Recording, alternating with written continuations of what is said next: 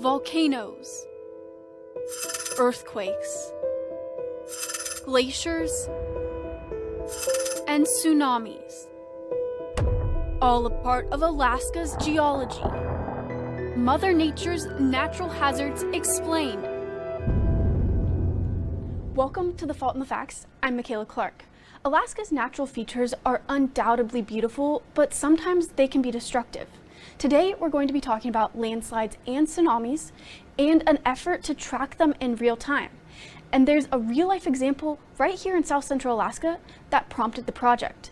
The Barrier Arm landslide in Prince William Sound sits high on a fjord wall about 30 miles from Whittier.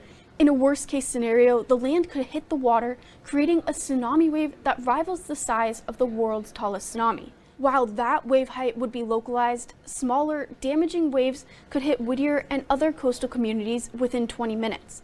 We now know Whittier likely would not see extensive flooding, but once this method is developed enough to get a warning out, it could give people time to evacuate the harbor area. I spoke with research seismologist Ezgi Karasosin about the project she's working on to detect landslides in real time. It is actually in a testing mode, but what we're trying to achieve in a specific region in Alaska, in Prince William Sound, is to look at the seismic data, incoming seismic data, and see if in real time we can detect a landslide happening close to a water body and also detect its size, whether it could actually trigger a tsunami or not.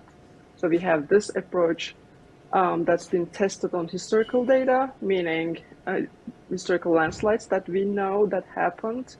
And once that we realize it's actually working, we are now testing this in real time in the Prince William Sound area. How does it work? Are there seismic stations out there by the landslides? So we actually have a particular landslide that we are concerned about. It's the Barrier Arm landslide that has the potential of that landslide was actually discovered in 2020. And then Alaska Earthquake Center installed 2 seismometers to monitor that area more closely. And there is also a wide array of monitoring that's going on in that region other than seismic stations. But our actually detection algorithm is using stations already in the Alaska Earthquake Center network, seismic stations, and it looks at stations within 200 kilometers of that area continuously every minute and searches for a landslide signal.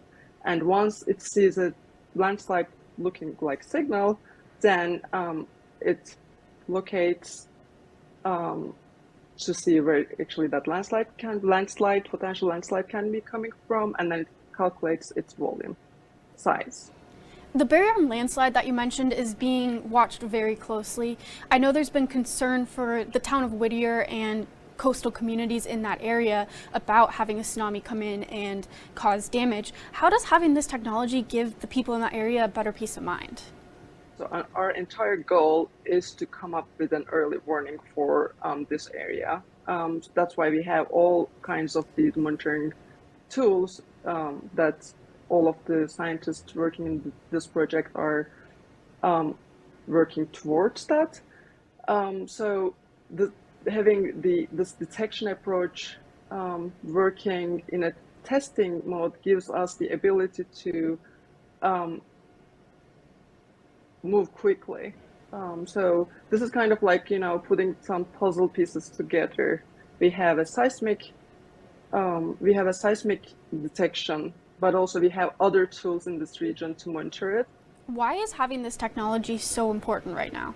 Well, it's mainly because landslides are actually getting more and more frequent with the changing climate. So this is actually a big, huge concern in Alaska because we have these steep fjords and then glaciers. With the glaciers that are retreating, those fjords actually are losing their support. So if we were to have a landslide triggered tsunami, meaning like that huge mass actually moving into a water body, creating a tsunami, we wouldn't know about it because we don't usually monitor landslides like earthquakes.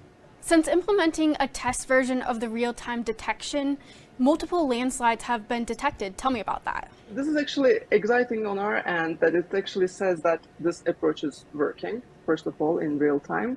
Second of all, before this approach, we wouldn't detect these landslides in real time. So normally, what we would do is we would actually hear about or like see a landslide happening from a remote sensing imagery days after the landslide, or we would see or just know about a landslide from seismic data hours after or days after. So this is actually turning the question around a little bit and saying that, okay, a landslide just happened in this region. What are we going to do about it? She says it's still early in the process to say scientists can actually put out a warning, but they're working toward it. Thanks for joining this episode of The Fault in the Facts.